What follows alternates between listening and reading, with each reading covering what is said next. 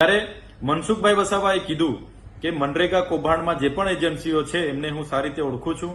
એમને હમણાં પણ સર્કિટ હાઉસમાં બોલાવી મેં મુલાકાત લીધી છે અને ગાંધીનગરના મંત્રીઓ, એમના સાંસદો, એમના ધારાસભ્ય, એમના સચિવો, એમના નિયામક, ડીડીઓ, ટીડીઓ સુધીના કેટલા લોકોને કેટલા હપ્તા અમને આપ્યા છે એની પણ સંપૂર્ણ માહિતી એમની પાસે છે એવી એમણે કબૂલાત કરી છે. ત્યારે મનસુખભાઈ વસાવા પર પહેલેથી જ આ માહિતી હતી અને આજે પણ છે. ત્યારે એમને વિનંતી છે કે આ તમામ પ્રકારની માહિતી જગજાહેર કરે.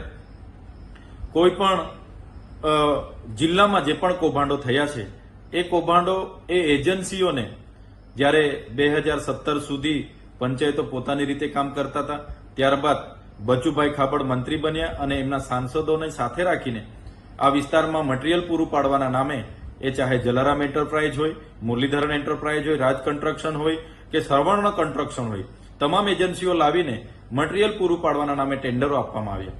આ એજન્સીઓએ એક પણ કોરીમાંથી કપચી, લીજોમાંથી રેતી કે કોઈ દુકાનમાંથી સળિયા સિમેન્ટ લીધા વગર કે કોઈ જગ્યાએ એ મટીરીયલ પૂરું પાડ્યા વગર બોગસ રોયલ્ટી જીએસટી વાળા બિલો મૂકીને કરોડો રૂપિયા સરકારી નાણાં પોતાના ખાતામાં જમા કર્યા અને એ નાણાં કેટલાય નેતાઓને, કેટલાય અધિકારીઓને એમણે વ્યવહાર કર્યો ને આ કૌભાંડ છેલ્લા 5 વર્ષ સુધી ચાલ્યું.